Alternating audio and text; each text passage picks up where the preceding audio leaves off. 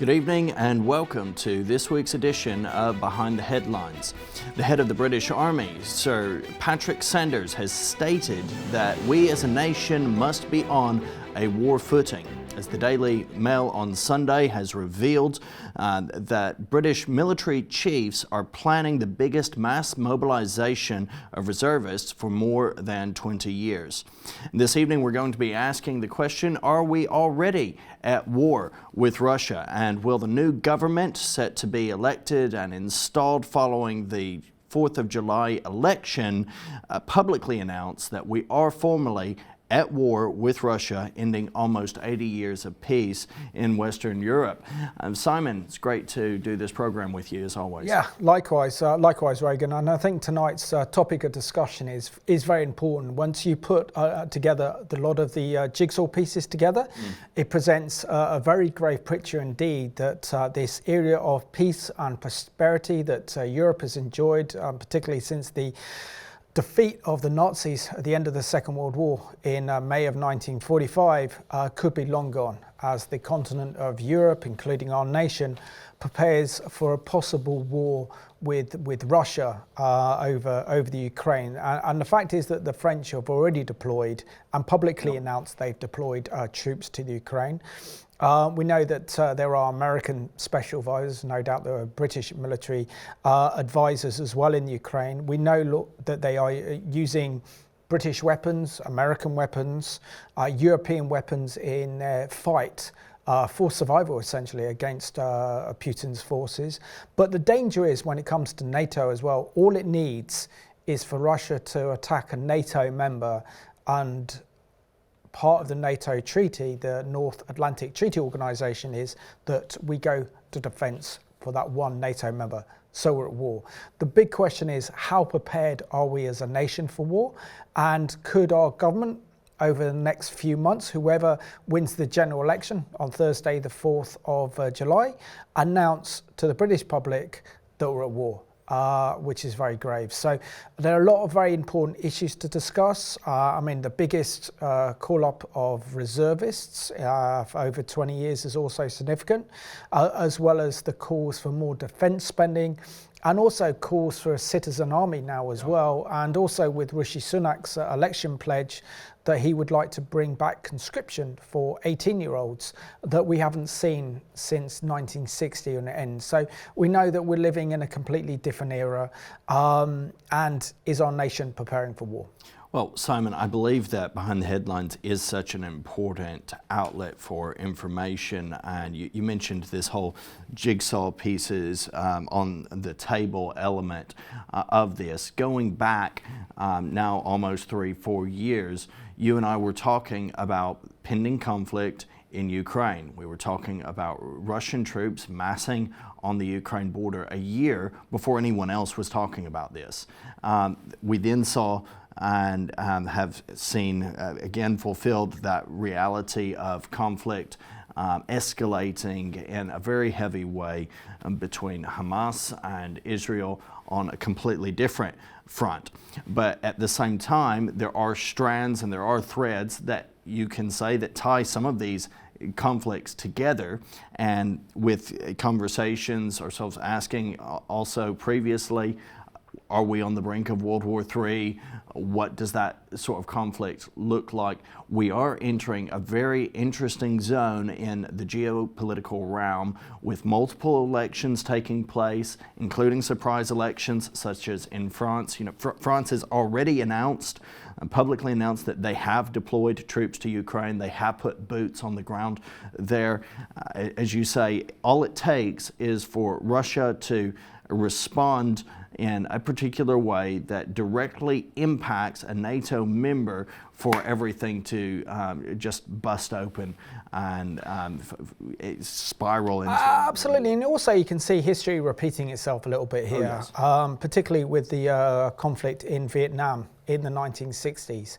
So it really started with JFK's presidency, and of course the Americans had a Cold War theory then, the domino effect, that they felt that if, for example, the Vietnam fell to the communists, this is a stronger hand to China and Russia, and it have a domino effect. And what we saw then is that JFK, as then president, started to bring in a lot of American troops as advisor to the president of South Vietnam, President Diem, to back up the South Vietnamese forces against the Viet Cong in the north.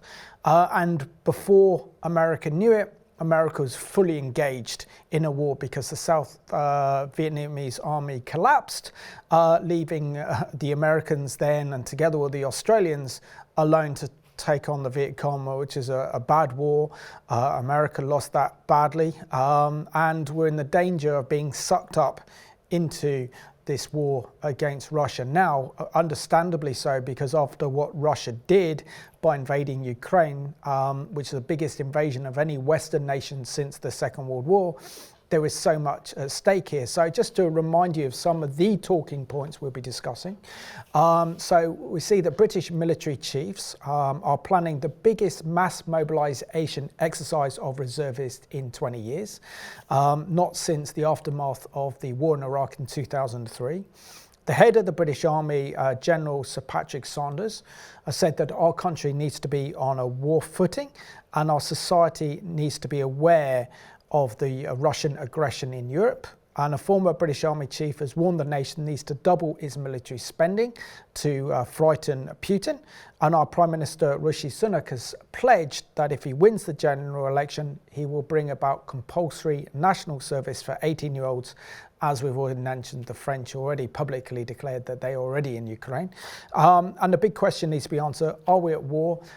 If not, when will our government declare that we're actually officially at war with Russia, with huge implications? Here's the context of this, again, because everything is developed in the past couple of years. It's important to remind ourselves how we've arrived at this.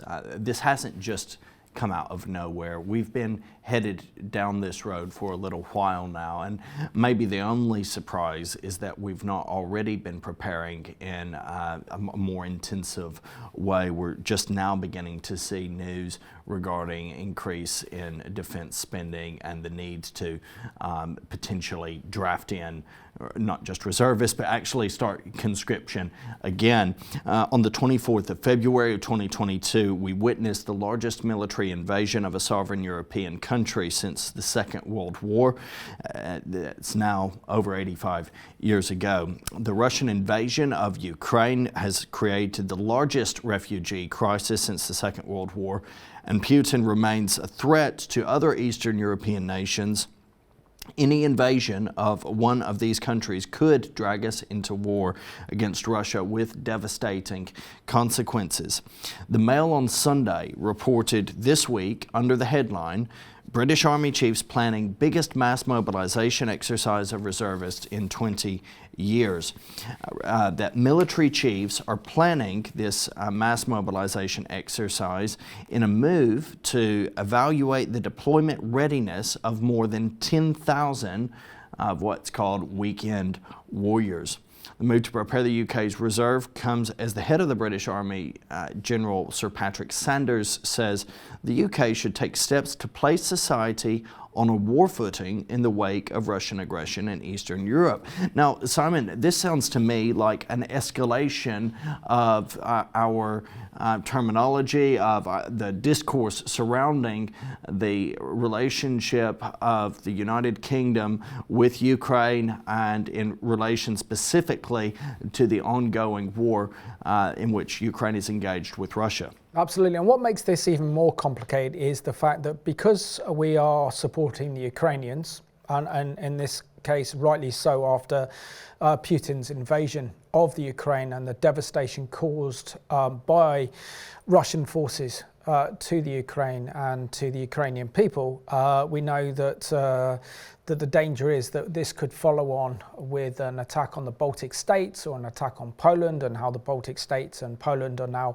preparing their defences. But also we're seeing that because of our war, we officially, well, our governments have declared that we're at war with Russia has pushed Russia then further into the camp of the Chinese, further into the camp of the North Koreans and the Iranians. And so what we are now fighting is something called the axis of resistance. And of course, we're seeing this being outplayed against Israel, because the Iranians are backing Hamas. And that could lead to a regional war, that could spiral into a third world war. We see that North Korea is threatening Japan as well, and the Japanese are preparing for a war footing. There's the prospect of China possibly invading Taiwan. And all this has come about because of a weak leadership in the White House, that America is not using its military power to be the world's policeman. And so they're looking at the weakness in the leadership within the Democratic Party and within the United States, and saying this is an opportunity that we can actually go ahead and push for, because I can't imagine that Russia would have invaded Ukraine under the watch of President Trump, for example. So we know that this has come from weak leadership in the United States, but also showing the decline of American power in the world. And of course, we're seeing that totalitarian regimes like Russia are kind of using this to push and extend their influence in the world. So the fact is that we're calling up potentially 10,000 reservists for the first time since the Iraq War in 2003, I think is highly significant. And it shows that our Ministry of Defence and our armed forces are preparing for much bigger, wider conflict. It's important to remind ourselves, you mentioned the element of weakness in the United States.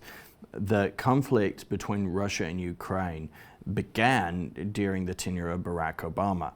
Okay, people look at this as, okay, the full-on invasion, yes, began in 2022, but the initial seeds of this began when Russia sought to annex and succeeded essentially in annexing Crimea, and that was during Barack Obama's tenure. 2014, 10 years ago. Completely unchecked, hardly anything was said or done, okay?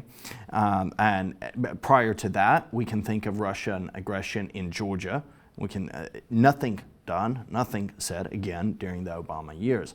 Now, we have a brief hiatus where there's no progression, there's no advancement, there's no furtherance of this already tragic scenario during those 4 years where Trump was the president. Okay, and so there does seem to be, at the very least, a linking between the lack of Russian furthering its military pursuits and Trump being president at the time.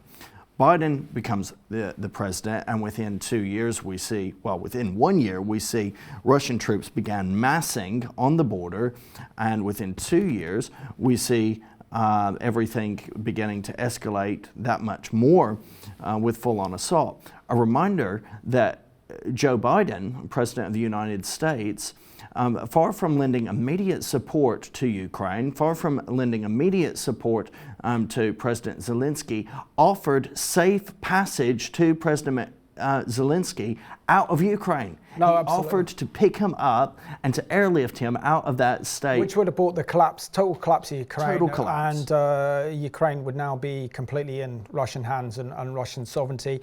The other dangers as well is not backing up American military force and NATO force at the time when back in 2021 we saw the massive deployment of Russian troops and tanks on the border of the Ukraine. That was the time to step in.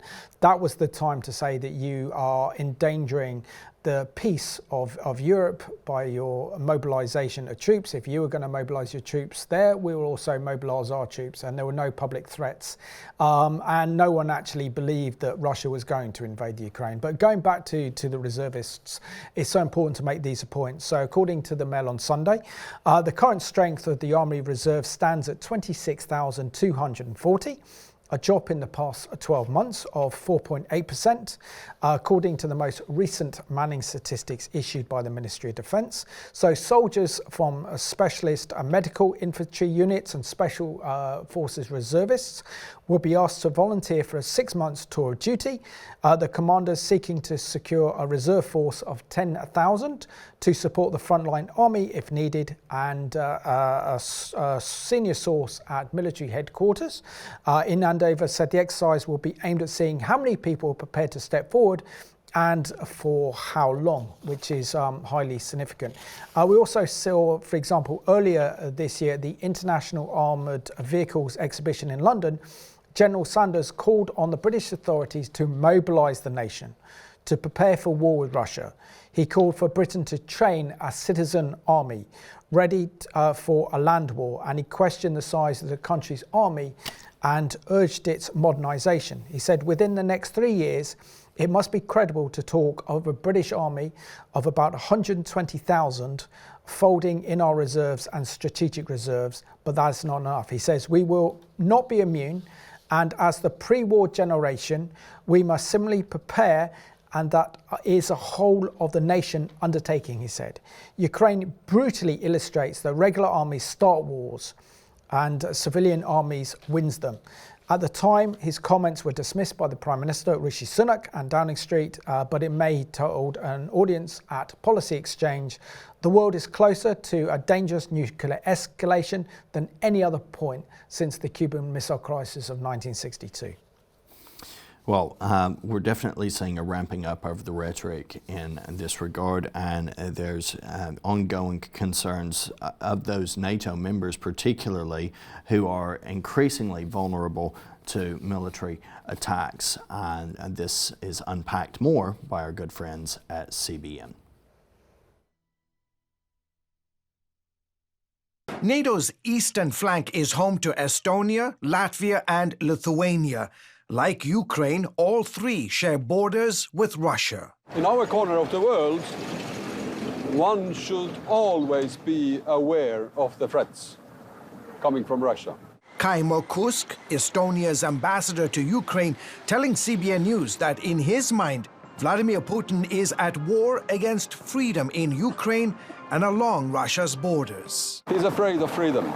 He really thinks that freedom can be dangerous. And his end goal definitely is to turn Ukraine's path, to take the country piece by piece.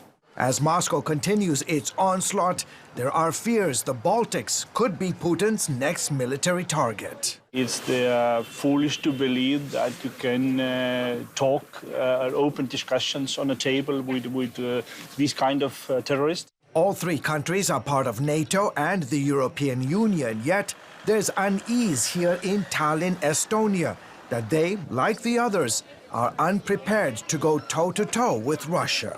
Estonia's Prime Minister warning recently that her country's historic capital would be wiped off the map if Russia attacked. Otherwise, being such a tiny country without the support of other countries, that wouldn't last long. Despite their small sizes, Estonia, Latvia and Lithuania have helped Ukraine since Russia's war started. Estonia's contribution to the war in Ukraine has been rather significant, given just how tiny this Baltic nation is. It's only about 1.3 million in population. According to the latest numbers from the Ministry of Defense, they've given roughly about $220 to $240 million in humanitarian as well as military assistance, including the highly effective anti-tank Javelin missiles. The 30 members of NATO meeting in Madrid this week, promising to bolster the defense of the Baltics. We will strengthen our forward defenses.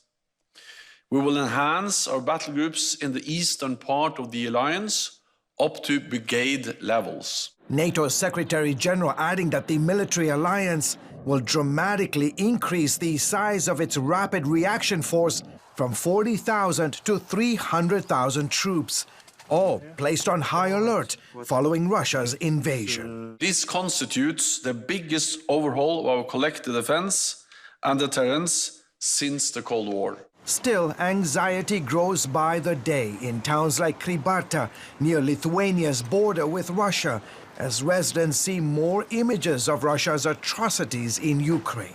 I feel angry because the war has all people here in Lithuania. It's normal thinking what's happening in Ukraine right now, so just thinking always, we remember always about it. While French troops recently conducted a military exercise in Estonia, U.S. forces have also been beefing up presence on the continent.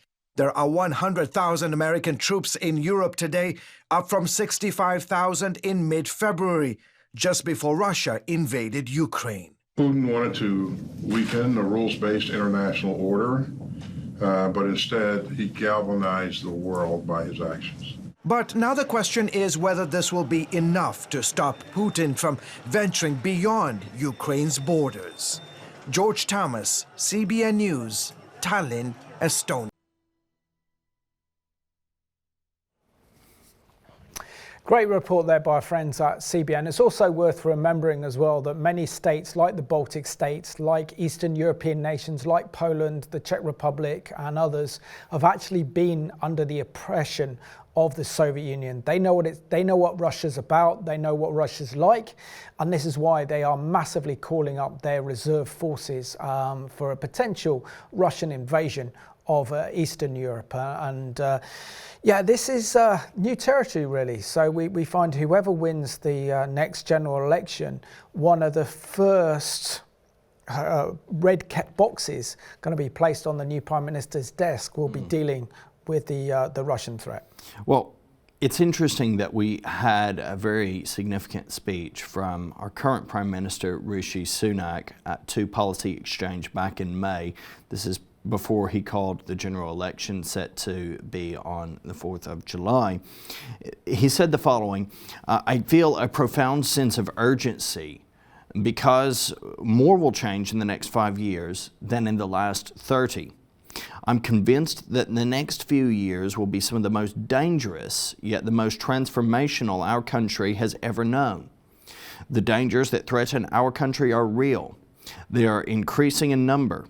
An axis of authoritarian states like Russia, Iran, North Korea, and China is working together to undermine us and our values. War has returned to Europe, with our NATO allies warning that if Putin succeeds in Ukraine, they might be next. War rages too in the Middle East as Israel defends itself not only against the terrorists of Hamas, but a barrage of missiles fired for the first time directly from Iran. Right now in Africa, conflicts are being fought in 18 different countries, and Putin's recklessness has taken us closer to a dangerous nuclear escalation than at any point since the Cuban Missile Crisis. So these are not faraway problems, Simon. These are not problems that we can afford to dismiss or move out of our realm. These are extremely pertinent, incredibly relevant to our situation, and certainly should be on the minds of the British populace as it goes to the voting booth. Yeah, that's why I also think that the issue of security should be a #1 issue when deciding who to vote for in the ballot boxes on Thursday, the 2nd of July. I mean, Rishi goes on to say, he says that there are not faraway problems. The Iranian proxies are firing on British ships in the Red Sea and disrupting goods destined for our high streets. He also says here at home, China has conducted cyber targeting of our democratic elected MPs. Russia has poisoned people with chemical weapons. And when Putin cut off the gas supplies, it devastated the impact on people's lives and threatened our energy security. He's gone on to say, and in this world of greater conflicts and danger, 100 million people are now displaced globally. Countries like Russia are weaponizing immigration for their own ends, and criminal gangs keep finding new routes across European borders. He says illegal migration is placing intolerable strain on our security and our sense of fairness. Unless we act now, boldly, this problem is not going anywhere. He says that extremists are also exploiting these global conflicts to divide us. And he also says, finishes this one, he says that, but for the dangers ahead, few are felt more acutely than a people's sense of financial insecurity. We've been profounded by a series of once-in-a-generation shocks, the worst international financial crisis since the Great Depression in the 1930s, the first global pandemic since the Spanish flu of 1918, the biggest energy shock since the 1970s, global forces yet are hitting our living standards here at home. We must be prepared strategically, economically, with robust plans and greater national resilience to meet this time of instability with strength. and people's sense of insecurity is only heightened by the fears of AI. But we also have to acknowledge that Keir Starmer has announced that if he wins the general election on Thursday, the 4th of July, the Labour government will pledge a 100-day sprint review of threats posed to Britain, and this is in the Labour Party's election manifesto. So the West faces increasing conflict and aggression from this so-called axis of resistance, which includes Russia, China, Iran, and North Korea. And it has to be said, Simon, because I hear people equivocating on Russia, not fully understanding the situation as to who Russia are linked with. Okay, we can look at it and we can see certain elements of concern with NATO. We're not acting here as if NATO is completely guiltless or faultless on the world scene. At the same time, Russia is allies with our biggest national security enemies, China, Iran, and North Korea. Absolutely. That has to be recognized, and that has to be at the forefront of our thinking. So for those who are out there who are Russia sympathizers, you're sympathizing with a regime that is walking hand in hand in friendly, active relationship with these nations that are most detrimental to world order and security. Yeah, absolutely. Now going back to the general election, I think it's all the security threats and the geostrategic threats that we face from this axis of resistance that Rishi Sunak made in his speech back in May to Policy Exchange that has made him think pretty much the unthinkable, really, to actually announce that if the Conservatives win the general election, then 18-year-olds will have to take part in a scheme involving military or civilian service. The party's also suggested the incentives for young people to take up 30,000 military places could include highlighting national service on UCAS application forms for universities and in urging employers to favour those who complete the placement.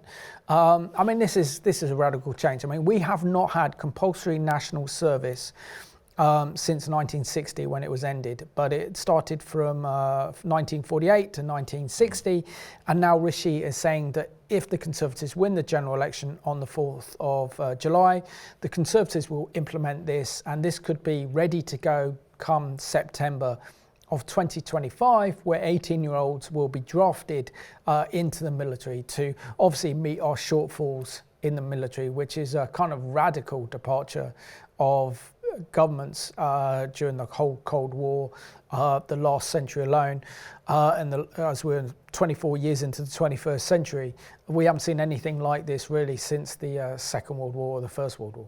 Well, the past couple of years, I believe we've already seen a sort of proxy war begin. We're in effect in a practical Cold War already, not just with Russia, but arguably with this axis of resistance. And it could be that we're about to see this hotting up in the immediate future.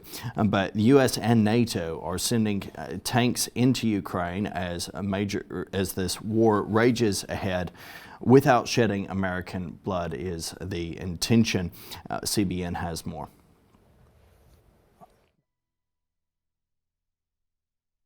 As the war in Ukraine approaches its second year, the United States and Germany have upped their ante in support of Ukraine, now sending tanks to help fight the Russians. I'm announcing that the United States will be sending 31 Abrams tanks to Ukraine, the equivalent of 1 Ukrainian battalion. NATO allies are also sending help. The UK has pledged to send 14 of its Challenger 2 battle tanks. Germany is releasing 14 Leopard 2 tanks, with up to 60 more Leopards coming from other countries. About 2 battalions. Peter Rowe with the Hudson Institute believes the move creates shared escalatory risk. The Germans really are the key in Europe on this because the Leopard 2, which is really what the Ukrainians want, there are many Leopard 2s in Europe. There's a thriving spare parts market across the continent. The German tanks should be arriving in weeks. The Abrams could take up to a year, since the U.S. is manufacturing new ones for the Ukrainians. When the ground hardens again for the summer, we could see a major Ukrainian offensive. Wednesday's announcement is a reversal of U.S. policy.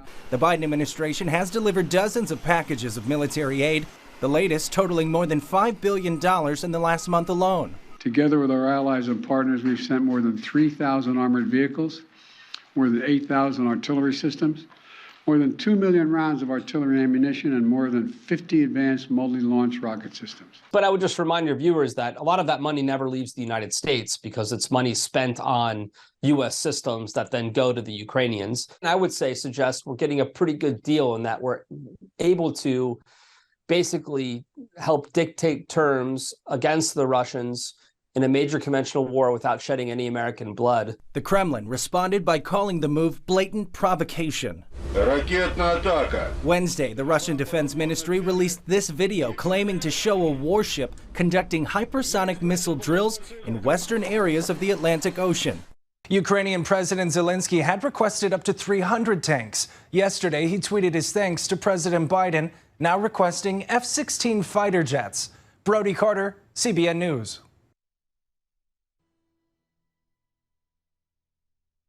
And today's special guest is joining us all the way from the West Country. His name is Steve Richards. He's a former Royal Marines officer and also a commando as well. Steve, it's an absolute pleasure to have you joining us on Behind the Headlines today. Can you just share with us your thoughts on this big story that the Mail on Sunday broke over the weekend, that we're seeing that the British Army is calling up the biggest reservists, over 10,000, that we've seen in the past 20 years. Share with us how significant this is to actually call up almost 10,000 reservists for the British Army.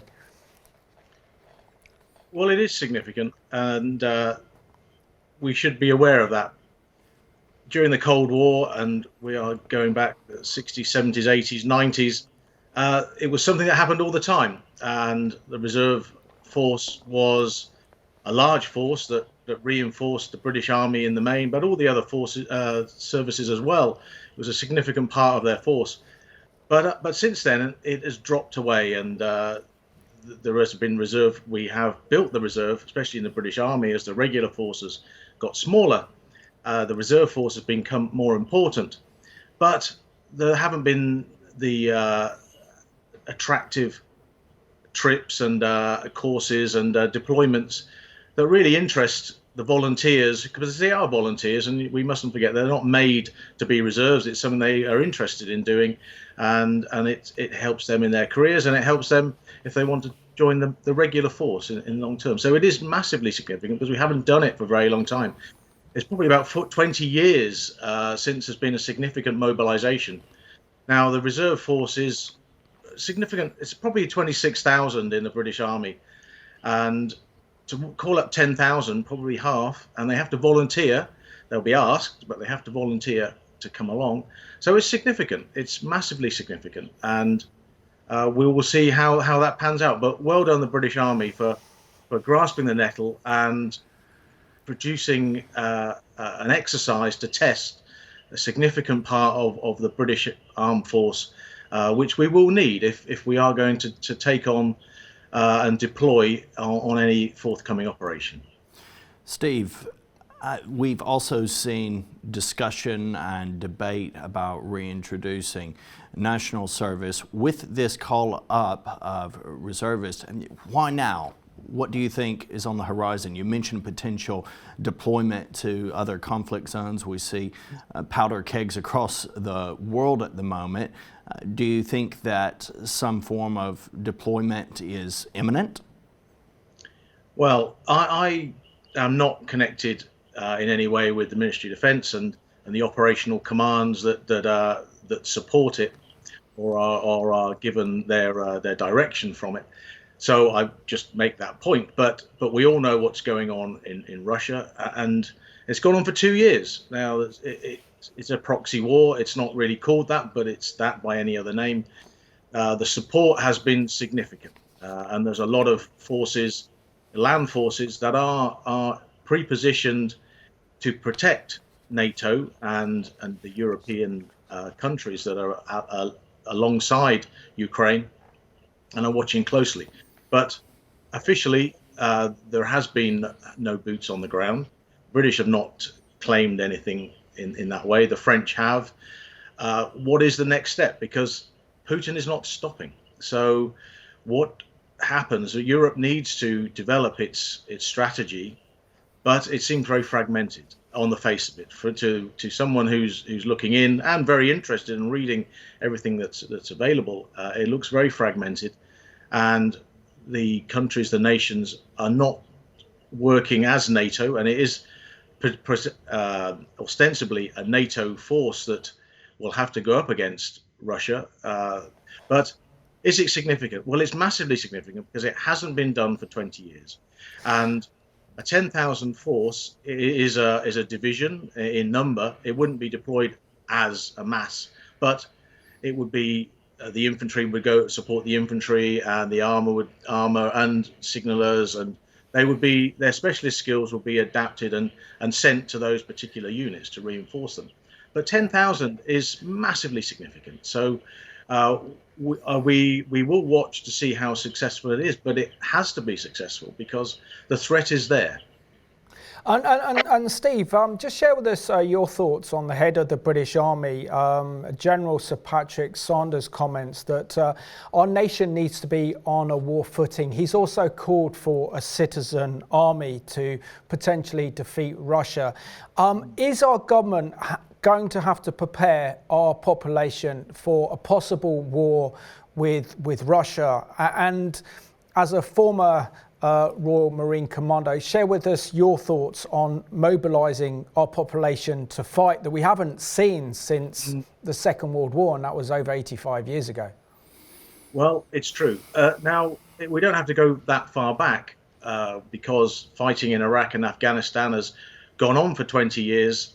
So it's not as if we haven't been in the fight, and we have been deploying significant forces and equipment to both zones, and that zone, and Afghanistan in particular, only just ended, not in the way anyone would have wished, but it did end. And so, and of course, not only a lot of equipment, but there were soldiers, Marines, Air Force, and Navy personnel who were put in harm's way. Some died, and some were badly injured. And that takes a mindset for not just a citizen army, but an army, a population at war, because it's not, we easily grow out. We don't want to send our young men and women to fight and to die, which is the consequence.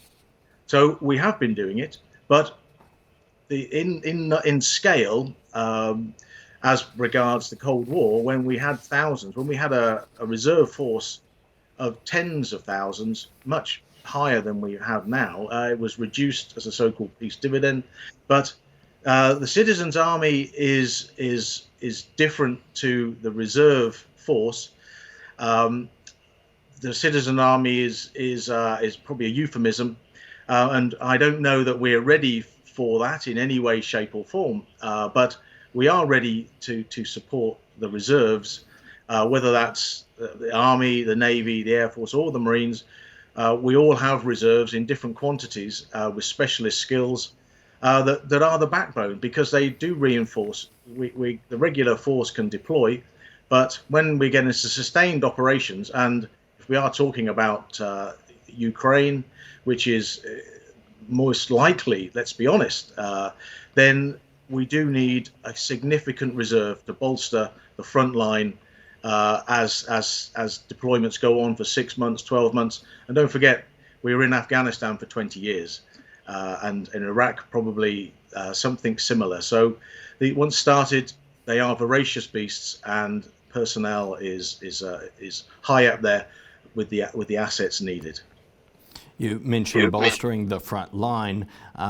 Jeremy Hunt has recently defended plans to slash the civil service jobs so that there can be an increase in spending on defense, with discussions involving calling up the reservists, but also national service, as well as increasing funds in defense at the expense of other jobs as well. Do you believe that this could be pointing to an imminent impending conflict? Well, I think we should have been doing some much months ago, if not, I would say the Ukraine situation, the war has been going on for 2 years, and it's been in the background. It didn't happen just overnight. There were many signals as to what was going to happen. The reserve force and the mobilisation is one thing that needs to be tested. Well done, General Sanders, for grasping that, because I don't think the politicians really are that interested. They forced the size of the military down, especially the British Army, and it's as small as it's ever been for well, hundreds of years, I think is when quoted. So 70,000 is a small number for a fighting force to reconstitute and deliver.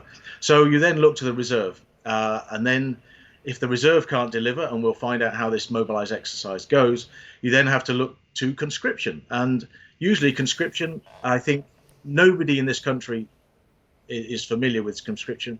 It probably ended in the 60s, I think, but certainly I joined in the 70s and I heard about it, but it wasn't there, and our parents and grandparents talked of it. Some say it was the best time of their lives, some say it was the worst.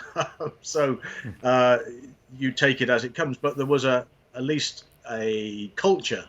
The culture is gone. The culture to volunteer probably for anything is gone, but to volunteer to go into harm's way or be conscripted and told that you will now go to a training centre, pick up a rifle, be taught how to use it, and then deploy to a combat zone or support a combat zone is something that we are out of practice. And I'm glad that the terminology is being used. I'm glad that, but as for Jeremy Hunt making it happen, I think it's easy to create a policy, but to make people and make this generation, and I'm not saying it's because it's this generation, just that we're out of the habit. We're out of the habit. Parents are out of the habit. The citizens, those are in the age group, and we're talking probably 18 to 30 age group is probably the sort of age group, men and women, who will be asked to go. At the moment, there is no compulsion to go to be conscripted, to be made to go and fight the enemies of the United Kingdom, and the reservists are volunteers, and so if they and Steve, finally, sadly we've run out of time, but sure. Share with us how important it is for our viewers to support our Christians who are serving in the armed forces, because you're a Christian and you served with distinction with the Royal Marines, but it's so important, isn't it, that we pray and we support Christians in our armed forces today. And I think our viewers would be pleased to know that the religious aspects of our life and our culture still exist. All right, it's always hard to make everybody believe, but there are more Christians than perhaps some viewers might believe, and because it is private to many people. But certainly myself and many others, our Christianity rises to the top, and certainly makes us stronger the nearer we get to go on deployment. And on deployment, it's certainly been a big part of my own personal life and many of my friends and colleagues around me. And the infrastructure's there. We do have padres and chaplains and other faith leaders that deploy with us. So it's faith is very important still. Steve, we just want to thank you so much for joining us today on Behind the Headlines. Thank you so much for your excellent contribution. And again, thanks so much for joining us. Always good to see you. Thank you, Simon. And it's an absolute pleasure. Thanks again to Steve Richards for that incredible and helpful interview there. Very, very useful. Now, in regards to this element that we keep mentioning of mandatory service, Simon, we've not seen this since 1960. We've not seen it since that era post-war where essentially Europe was being rebuilt and even more were needed to be drafted in to accomplish that process in a meaningful and effective way. Why now, unless we had a serious shortfall in our military? Well, we can see the British, the Ministry of Defence have outlined that they are struggling to recruit young people, particularly Generation Z, into the kind of military and into our armed forces. So therefore, there's a huge shortfall. And by bringing in compulsive military service, you are filling that shortfall. You know, what happens when we go to war is that we deploy our best troops, the professional army, say into the Ukraine. If they then get killed, then we call up the reservists, and then we've got those that are young 18 to 21-year-olds who have got who've been trained and have military experience to take to the fight. Always happens that way. So the fact is that these threats that our nation faces are kind of unprecedented, and we haven't seen anything like this since the rise of fascism and Nazism on the continent of Europe in the 1930s. Makes this kind of very realistic. And again, it's like putting the little bits of jigsaw pieces together to get the overview, which is the whole picture itself. And the fact is that, for example, that we saw that the BBC reported back in January under this headline, UK citizens' army preparing the pre-war generation for conflict. So talk of a wider war in Europe, potential for need for mass mobilisation of a citizens' army may sound alarming, but the head of the British Army, General Sir Patrick Saunders, is not alone in issuing a national call to prepare for a major conflict on European soil. Says last week, another NATO military chief said countries need to be on alert and expect the unexpected. And Rob Bayer, who heads up the Alliance's military committee, says the public mood needs to change their mindset when anything can happen at any time. Yeah, it's also interesting that this is coming at a time, Simon, when the US is also revisiting its selective service system. At the moment, all between the age of 18 and 25 are required by law to register for the selective service in case of a draft. Now, there's not been any draft invoked for a significant... Not since Vietnam War, I guess. Exactly, but so significant period of time. The difference now is that while all men between a certain age, myself included, have to register for the draft, they're looking at adapting this law and updating it to include the drafting of women. And this is a very live button issue just going on in the past couple of weeks where it seems to point to a concern that we might be about to enter something that these individuals heading up NATO know something that most of us don't. Oh, absolutely. And to quote the UK's Defence Secretary, Grant Shapps, who says that he's been warned that we need to prepare for war. In his first major speech as Defence Minister, he said that this country was moving from a post-war to a pre-war world. He highlighted the numerous threats, and that common thread amid all of these warnings was Russia. And we're also seeing, for example, that Germany's Defence Minister, Boris Pistorius, recently told the German newspaper, we have to take into account that Vladimir Putin might even attack a NATO country one day. When he said that such attack is unlikely now, our experts expect a period of 5 to 8 years in which this could be possible. So it sounds like war is again returning to the continent of Europe. Well, we've already seen just in the past couple of days, Russian saboteurs behind an arson attack at a German factory. This is all happening. We've seen already on our soil here in the UK, individuals, Russian dissidents poisoned. Sunak has mentioned that. Others have highlighted that. But when this starts to actually impact British citizens, when it starts to potentially threaten our national security as a whole, that could be a significant tipping point. Now, General Sanders specifically has mentioned Sweden as a point of concern in relation to the threat from Putin. Earlier this month, its civil defense minister told a defense conference there could be a war in Sweden. Carl Oskar Bolin asked the public, have you considered whether you have time to join a voluntary defense organization? If not, get moving. His remarks were backed up by the country's top military commander, who said Sweden should prepare itself mentally.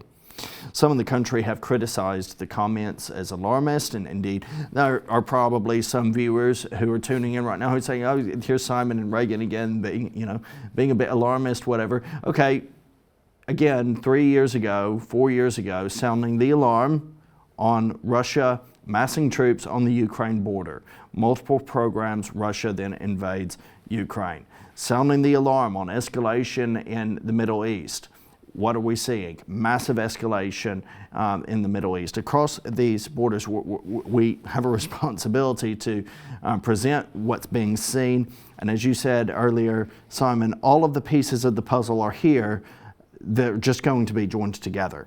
I do believe that Grant Shapps is correct. We are moving very swiftly, if we've not already made that transference from the post-war world to a pre-war world.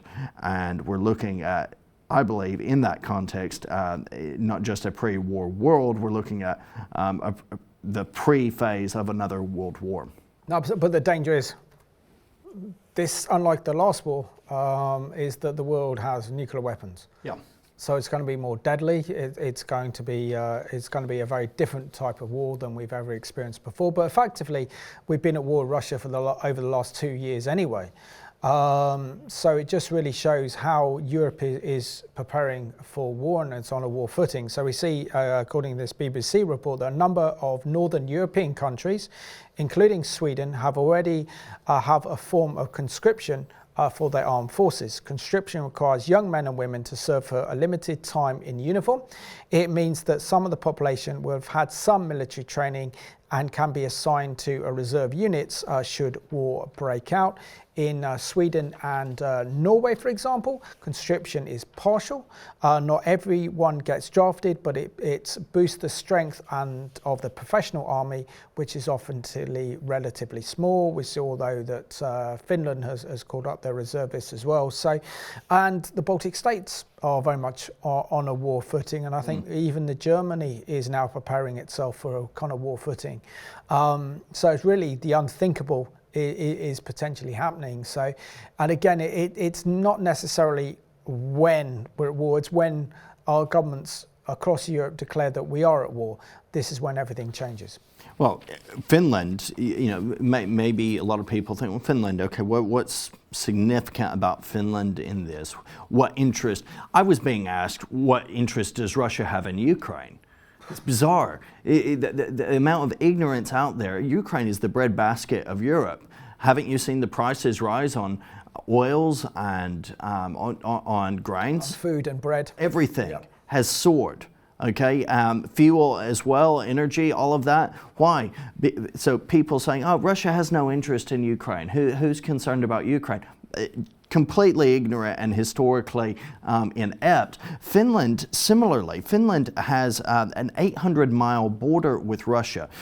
Russia to take over Finland would be an incredibly strategic gain. Russia, seeking to put its roots and gain ground. Around 80% of the male population do complete some form of military service, with refusal meaning a jail sentence. That means, though, that Finland has one of Europe's largest armies. So does Poland, and Poland's gone through a massive process of rearmament, particularly in light of the kind of Russian threat, because these nations know what it's like to be under, well, not Finland, but the rest of the Eastern European nation knows what it's like to be under Soviet occupation.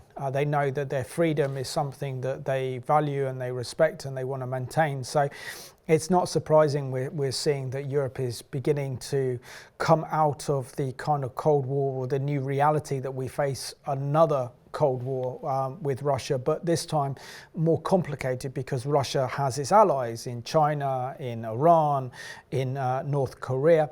That poses a threat called the axis of resistance.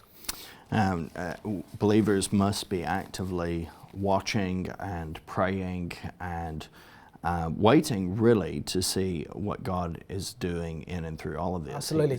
And Reagan, ever since we've been doing Behind Headlines, really since 2020, it's when you read Jesus' account of the end times, known as the Olivet Discourse, and especially Matthew 24, where Jesus talks about how there will be wars and rumors of wars, and also how kingdom will become against kingdom. then the end will come. So we've had the First World War, we've had the Second World War, and potentially we could now be going into a Third World War where nations will come against nation. And it's almost as if, for example, that this time of peace and prosperity now is rapidly coming to an end. And whatever happens after this will redefine how the world will look for another 20, 30 years. So it's incredibly significant and incredibly important, but it's incredibly important not to be fearful, to be vigilant, but also to remind people of the importance of the gospel.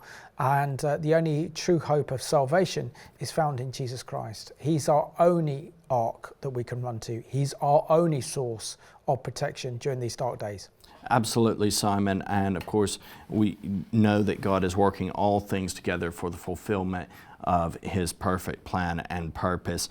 It's a paradox, but it is true that God can use righteous response to unrighteous actions like Russia's invasion of Ukraine to even escalate the world into a deeper unrighteousness, of course, through the Antichrist establishing a seeming peace as such prior to, of course, the return and ultimate victory of our Lord and Savior, Jesus Christ in glory. So believers, watch and pray and be faithful to seek again the coming of our Lord Jesus Christ.